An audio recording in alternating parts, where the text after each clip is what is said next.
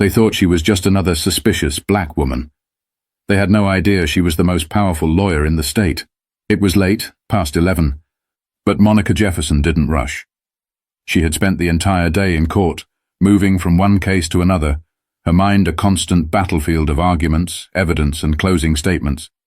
Now, all she wanted was to refuel her car and get home.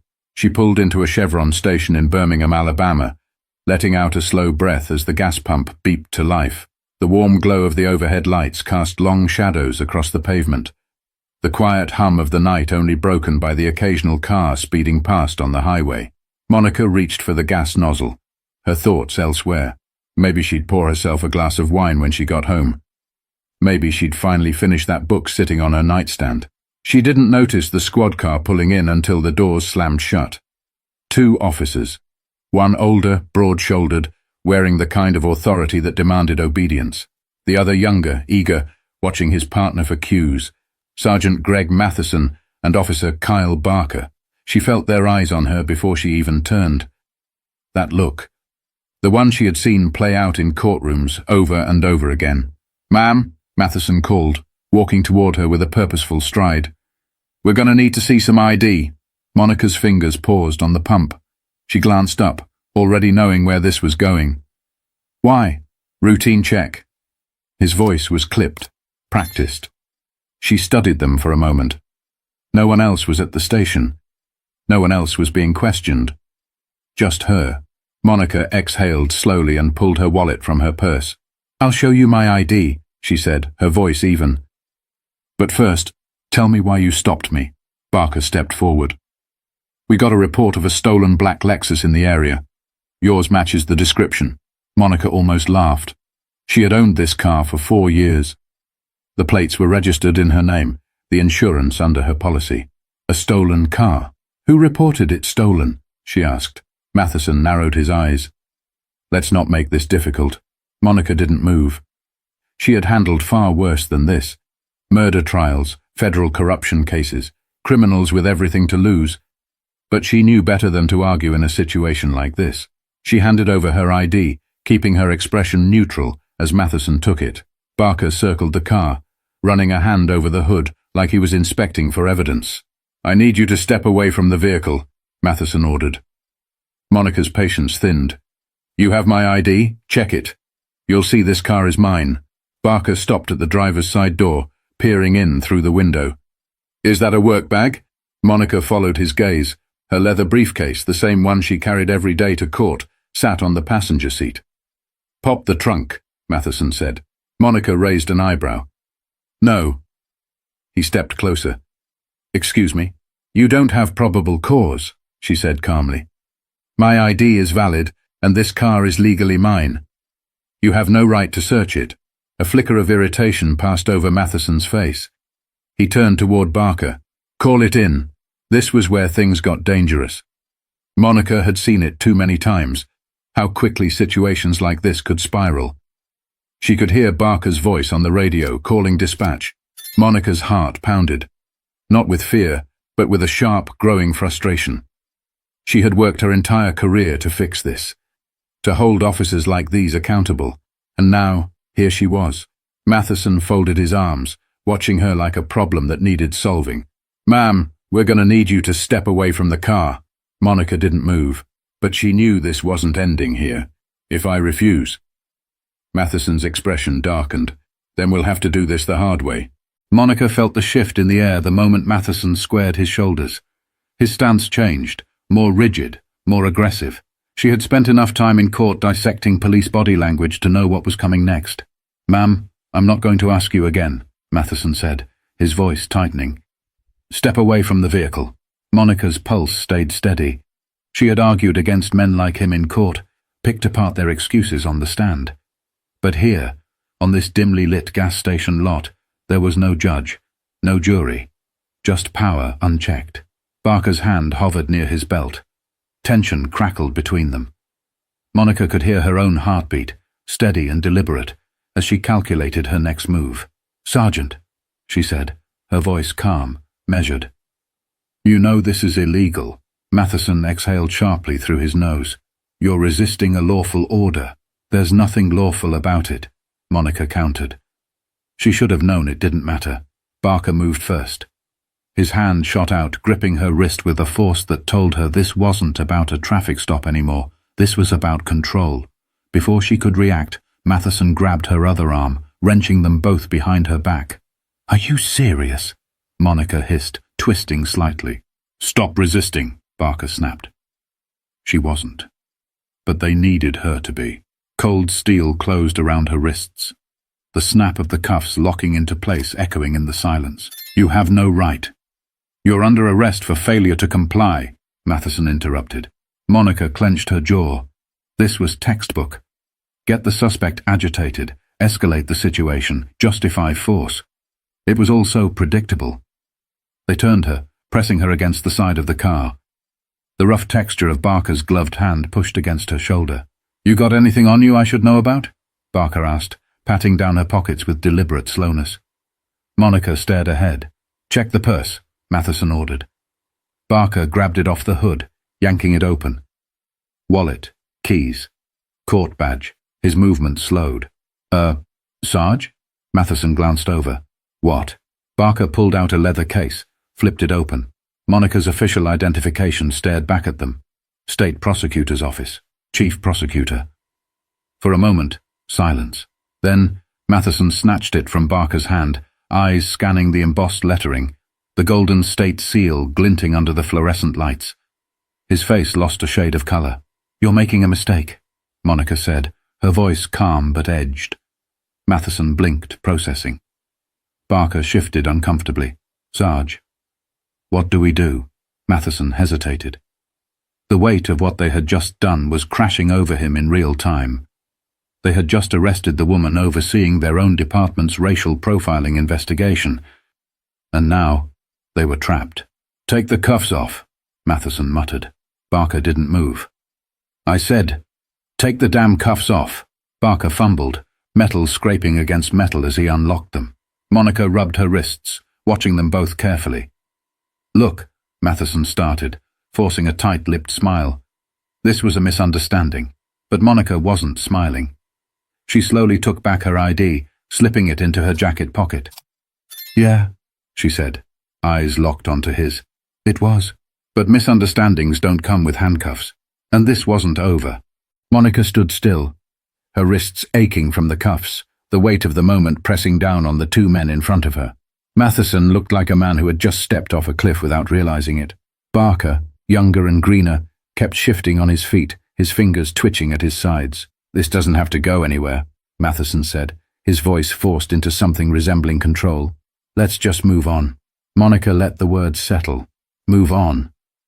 She had spent her career fighting for people who never got the chance to move on. People who were dragged from their cars, slammed onto pavement, humiliated in front of their families, all because of officers who saw them as a problem, not a person. She inhaled, slow and steady. "You detained me without cause. You handcuffed me. You conducted an unlawful search. And now you want to walk away." Matheson swallowed. "We didn't know who you were." Monica's eyes narrowed. "And if I weren't the chief prosecutor, would we still be having this conversation? Or would I be in the back of your cruiser right now?" Neither of them answered. Barker finally looked up, his face uncertain. "Look, we were just doing our jobs." Monica let out a sharp breath. That excuse.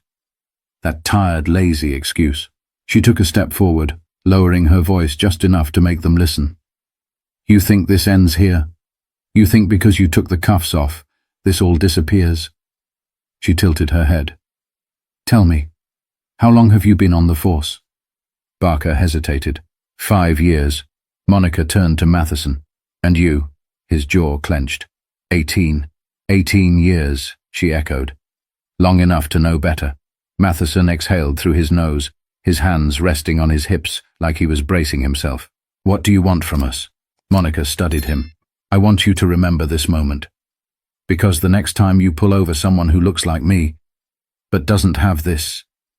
She held up her badge, letting the weight of it sink in. "They won't have the same power to fight back."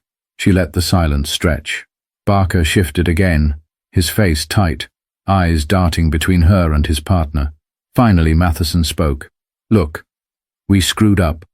I get it. Monica shook her head. No, you don't. But you will. Matheson opened his mouth, but before he could say anything, the crackle of Barker's radio cut through the air.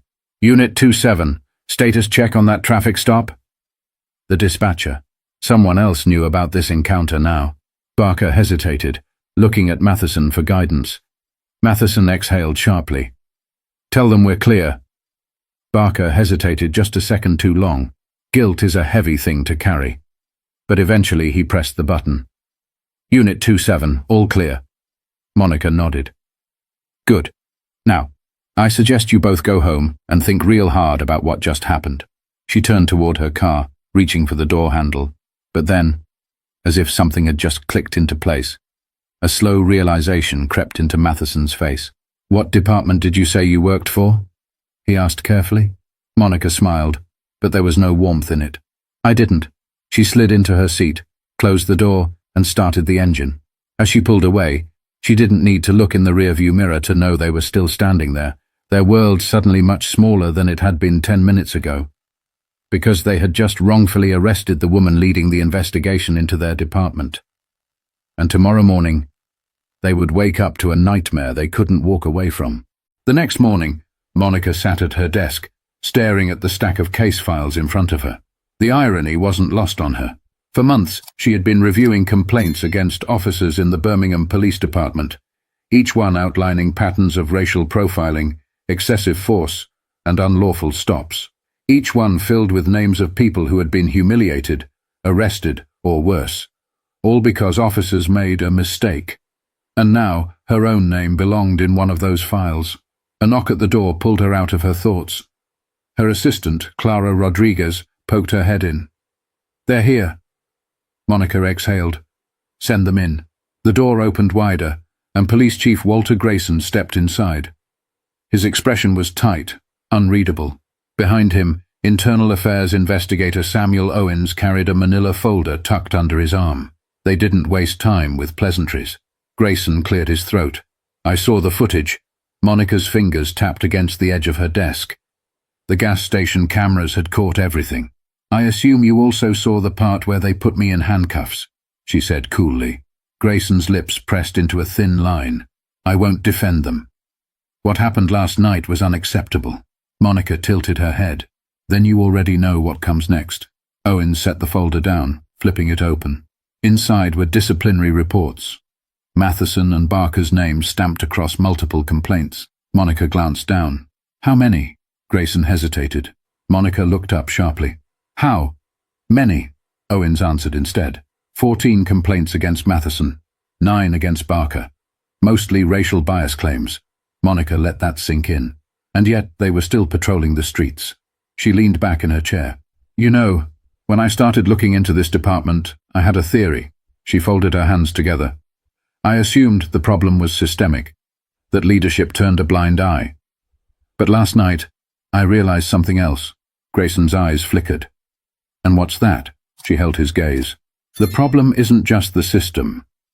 It's that officers like Matheson and Barker think they're untouchable. Grayson shifted. I'll be placing both of them on administrative leave. That's not enough. Monica cut in. Owens watched her carefully. What do you want? She leaned forward, her voice firm. I want them off the force. Grayson tensed. Monica, you know how difficult it is to fire an officer with union protections. Even with the footage, the appeals process could drag on for months. Then let's make sure they don't appeal. Grayson exhaled sharply, rubbing a hand over his face. You're asking me to throw them to the wolves? Monica's expression didn't change. No. I'm asking you to hold them accountable. For once. Owens shifted in his seat. If we charge them, the department will take a hit. It's already under scrutiny. Monica let out a short laugh. You're worried about the department's image? I was humiliated, handcuffed, and illegally detained by 2 officers with a history of misconduct. If you think I'm letting this go, you don't know me at all. A long silence settled between them. Grayson exhaled. What charges are you recommending? Monica didn't hesitate.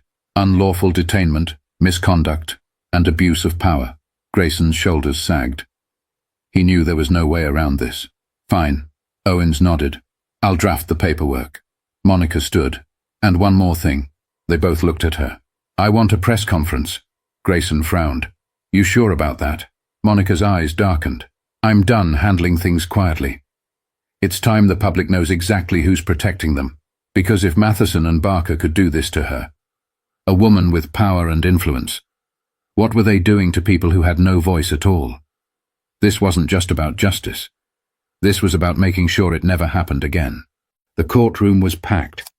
Reporters lined the back wall, cameras clicking every few seconds. The gallery overflowed with spectators, community members, activists, other officers watching the proceedings in silence. At the defendant's table, Sergeant Greg Matheson and Officer Kyle Barker sat in stiff suits, their badges removed, their futures uncertain. Barker looked down at the table, hands clasped so tightly his knuckles turned white. Matheson, jaw clenched, stared straight ahead, his expression carefully blank. Monica entered, the sound of her heels clicking against the polished floor. She had prosecuted criminals, corrupt officials, even officers before. But this was different. This time, she was both the prosecutor and the victim. She took her seat, setting down her notes. Today wasn't just about these two men. It was about the entire system that had allowed them to operate unchecked. The judge entered, calling the courtroom to order. The proceedings began. The prosecutor, Monica's colleague, Assistant DA Leonard Briggs, stood. Your Honor, the people will show that the defendants, Sergeant Greg Matheson and Officer Kyle Barker, engaged in an unlawful detainment, violated the rights of the victim, and abused their authority under the color of law. Matheson's attorney, Victor Langley, rose next. His voice was smooth, practiced. Your Honor, my clients acted within the scope of their duties. This was a misunderstanding, not an intentional act of misconduct. A misunderstanding. Monica kept her expression neutral. A misunderstanding doesn't come with handcuffs. Briggs called the first witness, the gas station manager. I was inside watching the cameras, the man testified. She was just pumping gas. Then those two showed up. And you could tell right away. They weren't there to help. Briggs played the surveillance footage. Every second of the wrongful stop played out on screen. The moment Matheson demanded ID. The moment Barker circled the car. The moment Monica was grabbed, restrained and cuffed. And then, the moment their faces changed when they saw her badge. Briggs let the footage roll a few seconds longer, letting the weight of it settle in the room. Do these officers appear to have any reason for making the arrest? He asked. No, sir, the manager answered. They just wanted to. Matheson shifted in his seat. Barker kept his head down. Next, Barker was called to testify. He hesitated, glancing at Matheson before finally standing and making his way to the witness stand. Briggs leaned forward. Officer Barker, let's talk about that night. When you approached Ms. Jefferson, what did you suspect her of? Barker swallowed. There was a report of a stolen vehicle matching the description. Briggs raised an eyebrow. Did you confirm the report before approaching her? Barker hesitated. Not at that moment. Briggs stepped closer. So you had no actual reason to suspect her? Barker shifted. We, just wanted to be sure. Briggs turned to the jury. Wanted to be sure. That's the reasoning. Not probable cause, not evidence. Just a gut feeling. He turned back to Barker. At what point did you realize you had detained the chief prosecutor of this state? Barker's face reddened. After we ran her ID. And yet you still handcuffed her first. A long pause. Barker finally muttered. Yes. Matheson's attorney objected. But the damage was already done. When it was Monica's turn to take the stand, she spoke clearly, firmly. I have spent my career ensuring that people are treated fairly under the law, she told the court. These officers treated me as a criminal first, a citizen second. The only reason I am standing here today instead of sitting in jail is because of my job title. That should terrify everyone in this room. Her words hung in the air. Matheson's face was stone, but Barker looked smaller, like a man realizing too late that he had ruined his own life. Briggs turned to the jury. The law is clear. These men abused their power. Now, it's time to hold them accountable. And for the first time in their careers, Matheson and Barker weren't the ones in control. The verdict came faster than expected. Monica sat motionless as the jury foreman stood, clearing his throat. We, the jury, Find the defendants guilty on all counts." A ripple of murmurs spread through the courtroom. Reporters scribbled furiously in their notebooks. Matheson's shoulders tensed, his mask of indifference slipping for the first time. Barker let out a shaky breath, staring at the table as if willing himself to disappear. The judge's gavel struck wood. "Sentencing will be scheduled at a later date. This court is adjourned." The moment the judge left, the room erupted. Cameras flashed, reporters surged forward, voices overlapping. "Ms. Jefferson, do you feel justice was served? Do you think this case will set a precedent? What do you have to say to those who defend these officers?" Monica met the press head-on, stepping in front of the microphones with the same composure she had carried from the moment she was shoved into handcuffs. "Let me be clear," she said, voice steady but firm. "This was never about revenge. This was about accountability." She scanned the sea of cameras. "This case matters because it proves something we already knew. When the system works, bad officers don't walk away unscathed. But it shouldn't take a courtroom, a high-profile trial, or the right job title for someone to get justice." The weight of those words settled over the crowd. Sergeant Matheson and Officer Barker thought they could act without consequence. That belief ends today. She let her gaze sweep across the cameras. "And if there are others wearing a badge who share that mindset, let this be your warning." With that, she stepped back, ignoring the next barrage of questions. Justice had been served. But her work was far from over. Matheson and Barker were officially stripped of their badges. Barker, given his lesser role, received probation and community service. Matheson, with his long history of misconduct, was sentenced to 2 years in federal prison. For the first time in his life, he would be on the other side of the law. And yet, the victory felt hollow. Monica sat in her office a week later, staring out the window as the city moved on. For every case like this, how many went unheard? How many people had been stopped, searched, arrested, humiliated, and never got the chance to fight back? She reached for the file sitting on her desk. A new case. Another complaint. Another name added to the list. She exhaled and opened it. Because justice wasn't a single moment. It was a battle, and she wasn't done fighting.